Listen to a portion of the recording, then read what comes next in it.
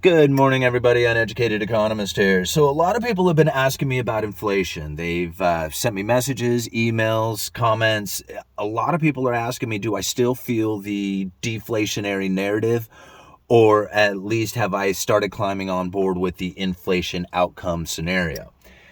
And I tell you, actually, you know what? I want to apologize first, just quickly, to everybody who has emailed me or messaged me lately. I have been overwhelmingly busy and I have not had a lot of time to do the communication stuff. So I deeply apologize to anybody who I have missed contact with, or just, you know what I'm saying? Like, I've just been a little overwhelmed, but I'm going to get through this stuff and I'll be back on track again. Just give me a little bit of time, guys, okay? So let's talk a little bit about this inflation, since I had so many people commenting about it. Now, I tell you, when I was first looking at the Federal Reserve and how they print up money and inject it into the system, I thought for sure there is no other outcome other than inflation. Like, there is going to be price increases no matter what over time. I still believe that. What I did not believe is the inflation outcome that is coming from what's going on right now. And I wasn't really necessarily looking at houses or cars or energy or some of the things that have really gone up in price. I looked at lumber. I looked at that one commodity, just the one. And I said, if lumber was an indicator of what is going to take place throughout the rest of the economy, what we are experiencing is not inflation with this lumber prices. I knew it then. I had been saying it the whole time. There was never a doubt in my mind. And that what was going on was not a destruction of dollar value that was causing the lumber prices to go up. People argued with me. They said it in the comments section that I have no clue of how the Federal Reserve works. I mean, I was reading comments like that. I didn't even choose to respond to them because, like, what's the point of arguing with that? I have done videos. I've done 1,000 videos. I'm sure. I mean, close to it. I don't even know how many videos I've done, but it's got to be close to 1,000 videos. Hundreds and hundreds of them. And I tell you, I go back and I look at some of my videos and I thought, man, I can't believe I was talking about the repo markets long before anybody else was. Like, nobody was talking. I said, man, this is something you got to keep your eye on. The Federal Reserve is going to set up this repo facility, make it a permanent structure, a permanent tool in their program. I was talking about that years ago. I'll leave a video. I'll leave a link to the video on that. So when I see lumber and the prices of it, I see that there is no inflation taking place in lumber. Like, none. Go pull up an inflation calculator. I've asked, okay, so there's two guys that I work with, the owner of the company, and then there's this old man there who I just love talking to this guy. He's the only one who can talk about the Federal Reserve on a level that is like, that I can actually communicate with him on. Most people don't even know what the Federal Reserve is. So, like, trying to communicate with somebody about what the Federal Reserve and their actions and their monetary policy and stuff, talking to an individual who really understands it, where you can interact with them, for these guys to pass, is really valuable to me. Like, it's nice to be able to come out here and do a video, but then to actually have a communication with somebody on it. And I asked him, I said, man, what were 2x4 selling for? I mean, he knew. He's been working he's like, I don't know, in his 70s somewhere. He's been working at a lumberyard since he was a teenager. And I asked him, I said, man, back in the 70s, how much were 2x4 selling for? And he said, about $1. So go and punch it into an inflation calculator. Go and take a look at what a 2x4 should be selling for right now, according to the inflation calculator from 1976 to today. And right now, we're selling 2x4s down at the lumberyard. For those of you who don't know, I work at a hardware store.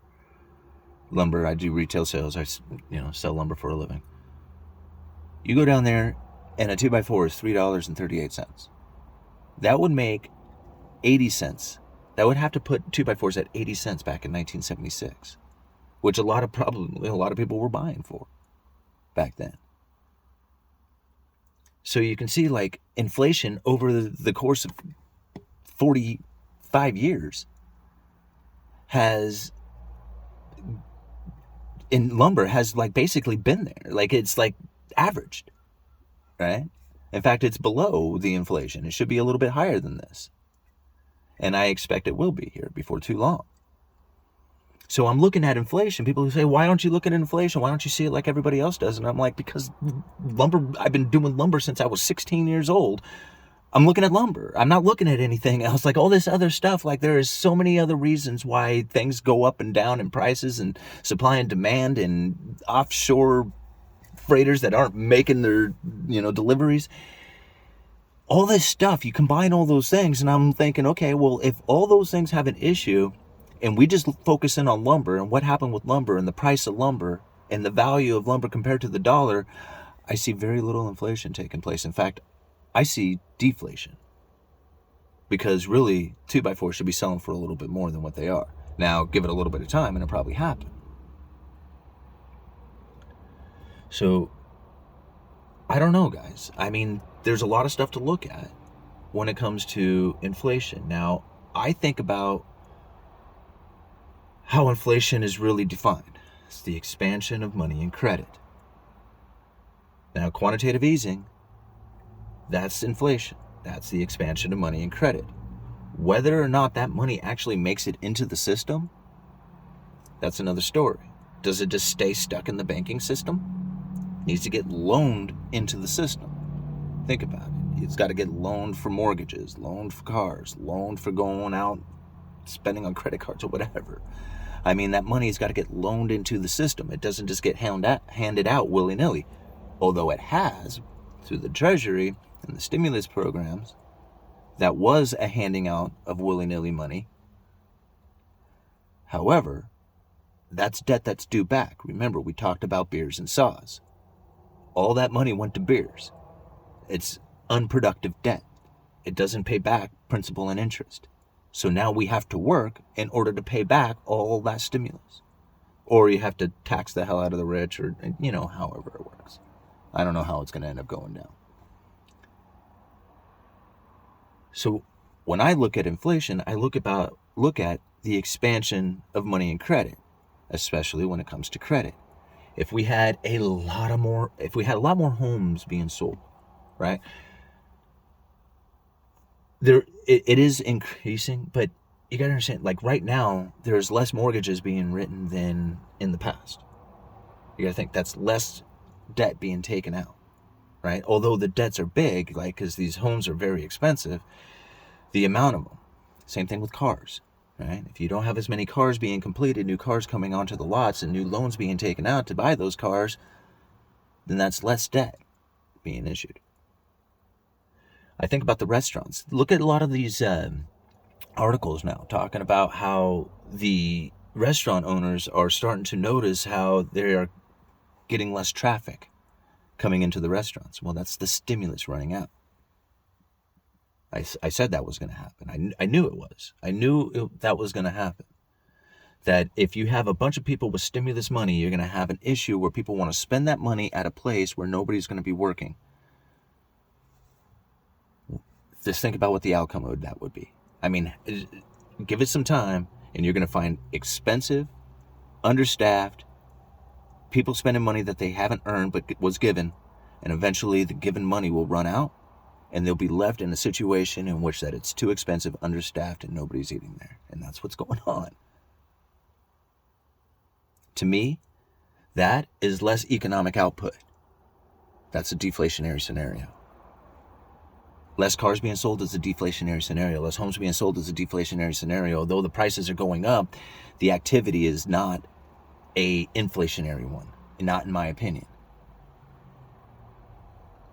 And now, I know a lot of people just focus in on prices, and that's the result of inflation.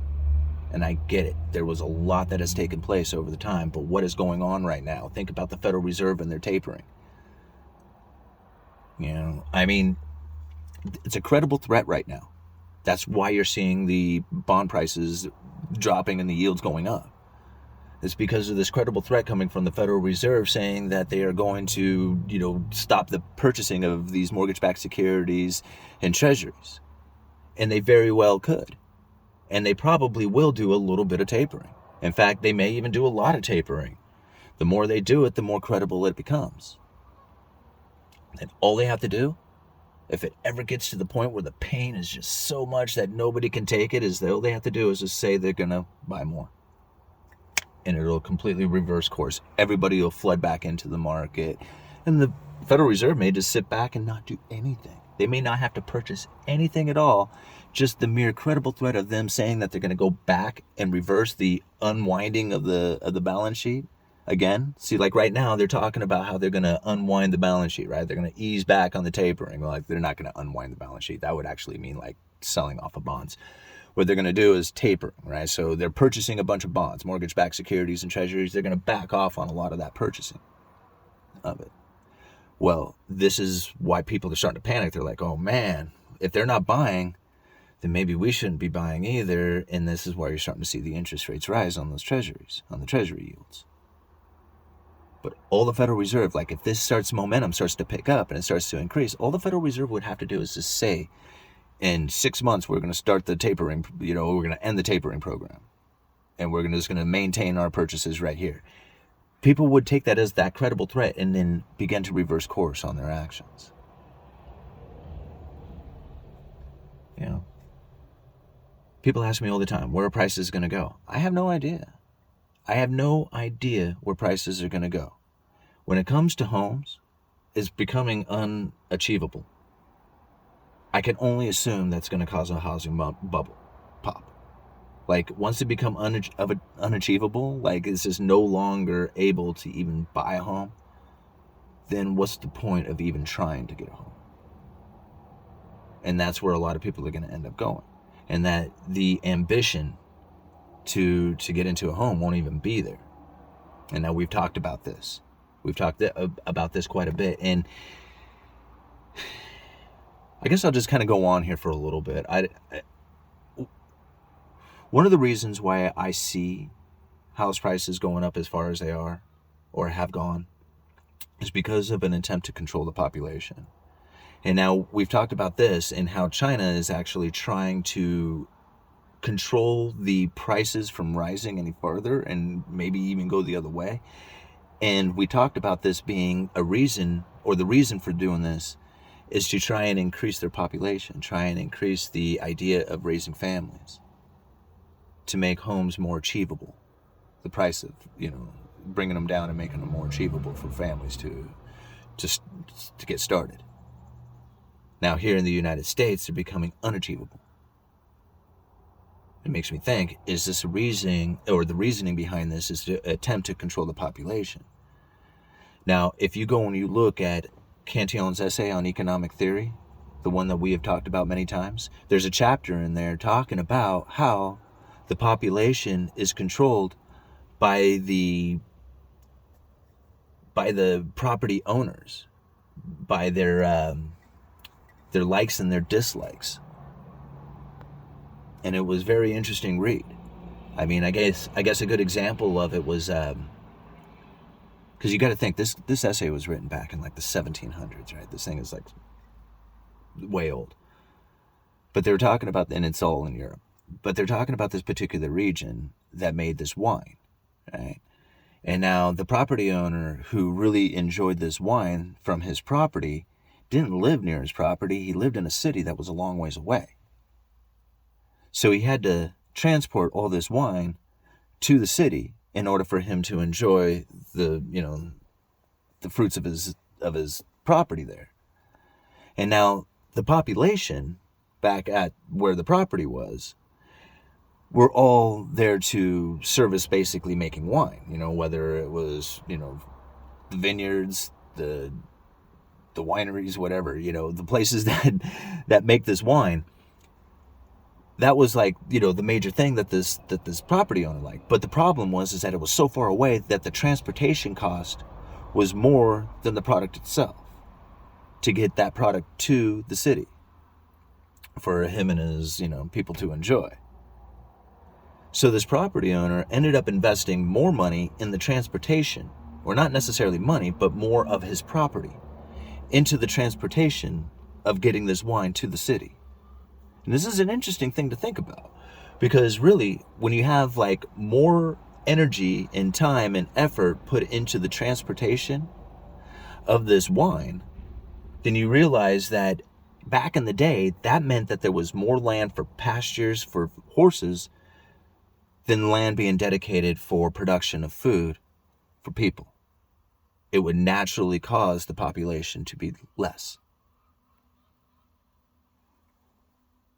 Now, had it been another, thing going on there, like if the property was closer to the city and it was really productive for growing vegetables, then you would need more people there in order to grow the vegetables to transport them to the city. And being closer, you would be able to transport these vegetables much more efficiently. You would need more people for that. And so the property owners themselves decide how much population really is needed for the land that is there. And it would naturally occur by the wants and the desires of those property owners. It's kind of a sad way to think about it, right? But this is what Cantillon described back in the 1700s. Okay, so let's relate that to today. You have interest rates on homes that are so low that it's caused the prices of homes to be so elevated that they become unachievable. Remember, we talked about this one too, that the idea of dropping interest rates, the whole time, like the entire time that I have been growing up, I've heard that lowering interest rates was an attempt to support households and businesses and to make homeownership more achievable. But it's not. What it did is it made it unachievable. I mean, just look at it. Right now, first-time home buyers are priced out. They're gone. Not priced out, not completely, but a lot of them are just unwilling to even try anymore. It's just like they look at it and it's just like, man, this is unrealistic. I mean, how am I supposed to sacrifice the rest of my life for a house when it takes my entire payment to get there? It takes an entire paycheck, or maybe even an entire month's worth of paycheck to get there. So it's become unrealistic to even try and get a house. And if you don't try and get a house, then you're not going to try and have a family. Now, I'm not saying that people don't raise, children in apartments. It happens every day, and there's nothing wrong with it. There's people grow up just fine, that way. But it's just always been that kind of American dream idea that when you raise a family, you buy a house, you raise the family there for, 10 to 20, 30 years. And that's how it's done. That's kind of when I envision things, that's kind of how it goes down. But it simply is just no longer available to a lot of these people. And I have a feeling that it is strictly because of the interest rates and how low they have become. So inflation, again, that's the main topic that we're talking about. If we see it in cars, if we see it in houses, if we see it in these things that take a loan to get, then you're going to see prices of them become so high that we have the situation that we have now, only simply because they can make the debt payment. How long can that last? Now, a lot of people said right now, God, I really just kind of jump everywhere, don't I? A lot of people have used this argument with me that right now it is cheaper to buy a home than in any time in history. And I would somewhat agree with that. I think about the time that I had purchased the first home, I had attempted to buy a home back in 2007. And I remember the payment on it was $1,200 a month, something like that. And it was $168,000 loan. And at the time it was just seemed so expensive for this dumpy little house. But I thought, okay, no problem. I work construction. I can fix this thing up, right? And I started to, I put a new roof on it. That was as far as I pretty much got. But I did put the new roof on there.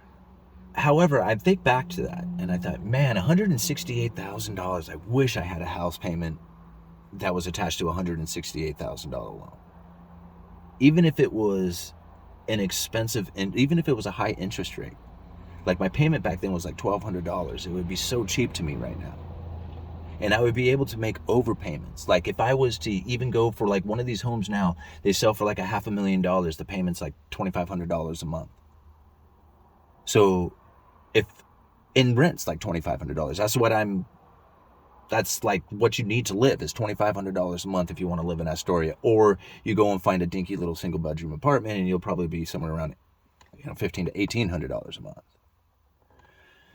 So I think about that $2,500 a month payment, and it's just like, man, if you could make like $1,000 a month overpayment on that $168,000 loan, even if it had a 6 or 7% interest rate to it, you could have that loan paid off in no time.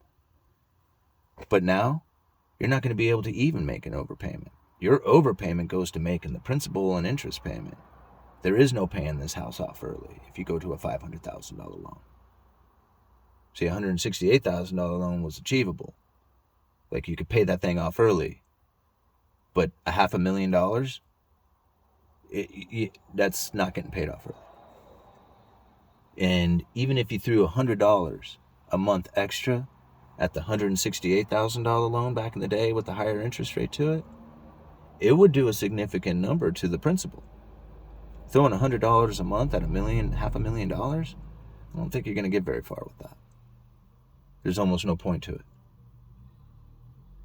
So there's a major difference. People say it's cheaper to buy a home now than at any time in history. No, it's cheaper to make the payment on a loan on an expensive home than at any time in history, but it's not easier to buy one. I think that is a misconception. Yeah. I mean, but I guess it's just the way you look at it. Man, I really babbled off on this one. But what I see kind of coming into the future, I just wanted to talk a little bit more about lumber because that's the only thing that I really focus in on. And now, I am sure that we are at the low in lumber. Like, we're not going to see much lower in the prices from here. And I'm talking retail prices. Future prices might change a bit. But at $3.38 compared to a lumber future price of around $6.50, it makes those two prices almost the same.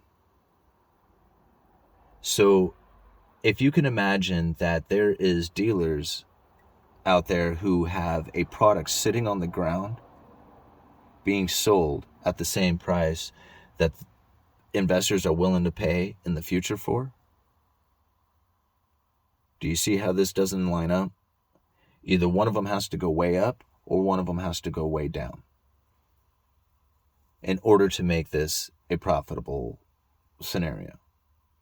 And what I mean by that is that the retail price would have to go way up or the future price would have to go way down. And now I don't see the future prices going way down. I see them at $650 to $700. That's kind of what I'm anticipating going to be somewhat of an average. I don't know why I'm picking out that number, but that's where I'm at. And I think probably the major reason for that is that once I had seen the prices drop below that 600 per thousand mark, got into the 500 and 400 per thousand, I saw mills having issues with that. There are high production mills up in the British Columbia area, and you got to understand, these are mills that produce a lot of lumber. A lot of people just think, well, we can just cut all these trees down and just mill them up. It doesn't work quite like that.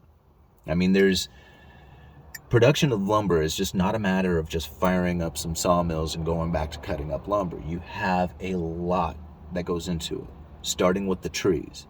You have to cut the trees, you have to haul the trees, you have to get them to the mill. And then once they are at the mill has to not just cut them up, but they also have a drying process because a lot of people want to use kiln-dried lumber. It's what my lumber yard stocks. And so this drying process can only handle, it's a broom that they have to put the lumber into.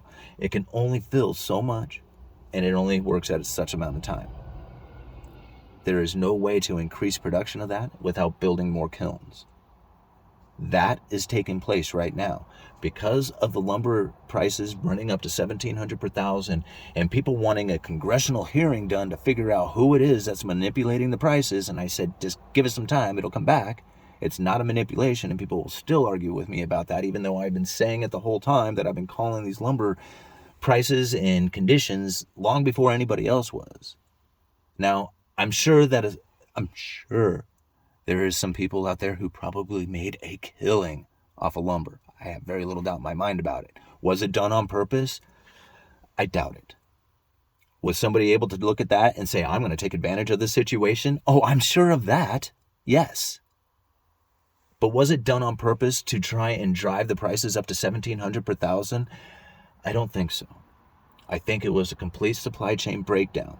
Whether it was anticipated, done on purpose, if the manipulation was done, it was done to everything out there in the entire economy, and lumber just happened to be suffering right along with it. It was very noticeable, and I understand that. But it's not showing inflation like the rest of the economy is saying inflation is here and it's coming and it's going to be hyperinflation. It's not showing in lumber, not to me. So I'm focused in on that.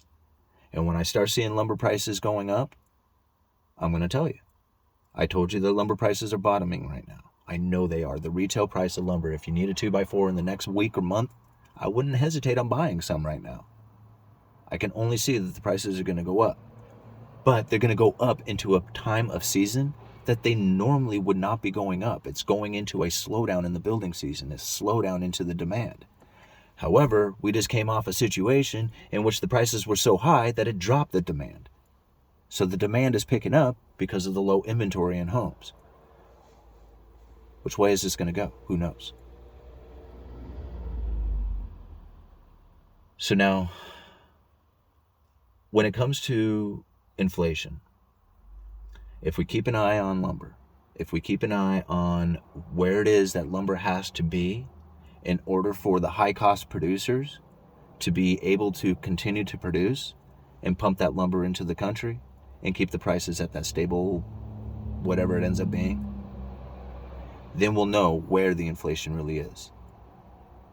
When we see gold achieve its new all-time highs and find some sort of level that is something like where lumber is going to be stable, like when we find both of them, when we find wages, like when we stop seeing people resigning and quitting their jobs and not taking and filling in jobs, when all that starts to dissipate. Now, this is going to take a long time. And I know a lot of people might argue with this, and I get it, but once all this turbulence, once this recedes, we are going to be in a new economy. Prices are probably going to be higher, but we are not going to experience that hyperinflation scenario unless the Federal Reserve changes the way that they are mandated, not necessarily mandated, legally chartered to inject money into the system. This is where I really feel that you can worry about inflation being a long-lasting or longer-lasting major issue. Because right now, when you have to inject the money into the system by lending it into the system, all that money is due back, principal plus interest. During that time where it's coming back, that principal plus interest, that is a deflationary scenario. That is money disappearing from the economy. Now, the only way to keep that from happening is to invest in saws, not beers. Now, we've talked about that before. We're investing into, if you kind of relate everything down to either a saw or beer, and how if everybody spent their money on beer, it would stimulate the economy because there's a lot of product that goes into beer, like agriculture and, transportation, just the production of it all together, even advertising would be, something involved with it. There's a lot of economic stimulation that can come from the purchasing of just beers, right? Now, if you bought saws instead and you use those saws to cut up lumber and you fasten that lumber together, you could sell a product. If you do that enough, eventually you could pay back the principal and interest of the saw from taking out the loan to buy it, and then that saw would be a means of production. Once you have consumed the beer, it's gone. Now you have to work and pay back for all that beer. That's the situation that we're in. So why it is that when people are drinking this beer and it's party time and the prices are going way up, they're saying, man, look at all this inflation around. Once that beer is gone, they're going to be looking at expensive prices with nobody available to buy it. And what happens then? The prices begin to fall. So right now, we're finishing off the beer. We're still consuming it. Like, it's coming, but you can see it at the restaurants. You can see, the situations with, less homes being built because the prices had gone up so high. I mean, that's kind of more into the SAW territory because it's actually a product that you're producing, but you guys kind of get where I'm going with this. This is the reason why you saw the whole prices and everything went up, is because of the stimulus injection of money that's fading away. Now, when the Federal Reserve starts looking out at the economy and they're thinking, okay, how is it that we're going to stimulate the economy coming into the future? Because typically we would want to drop interest rates. We would take our Fed funds rates down 5% interest. This would give like a boost to the banks to be able to start lending out there at a lesser interest rate and be profitable from that. And people would be taking that lesser interest rate and be party time. They'd buy houses and cars and go on vacation. They think it would just be a great time. But the Federal Reserve is at the lower bound of zero. Dropping interest rates is no longer an effective tool for for stimulating the economy. You can't just go anywhere because you are at zero. If you start dropping the interest rates farther from here, it starts injecting, it's that negative interest rate starts going into the banking system. And although there are nations around the world who have done this, they have just dipped a toe into it, and it has not been proven to be an effective tool for stimulating the economy. So it is my opinion that the Federal Reserve is really wanting to push, or not just the Federal Reserve, central bank systems throughout the entire world want to push this digital currency so that they can remove cash from the system. And now they are going to push this idea as a positive for the people. And I'll leave an article that was just recently written talking just about that, how it's a positive for the people. But really what it's all about is being able to inject money into the system, because the dropping of interest rates is not going to be an effective tool for getting people to go out there and borrow money. So in order for people to go and spend money on things out there, and dropping of interest rates is not the effective tool for getting the money into the people's hands, then they're just going to have to hand it willy-nilly over to you. But going through the Treasury Department is very cumbersome. Not to mention, it's also political issues with like trying to even get these stimulus packages passed.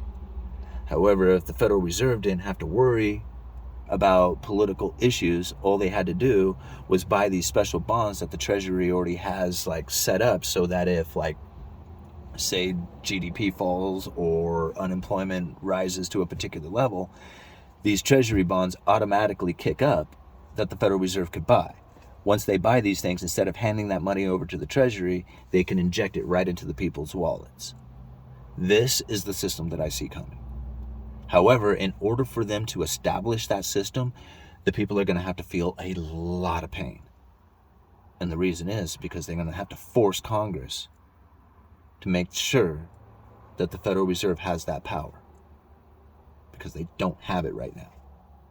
Once they have that power to inject money, their liabilities become legal tender, and they can inject that right into the economy. That's going to be a scenario in which that I feel could set the central banking systems up for a inflation or even a hyperinflation scenario. However, being in the central bank digital currency, they could just take it out just as easy as they put it in there. Total control, right? I'm done. Uneducated economist. You guys let me know.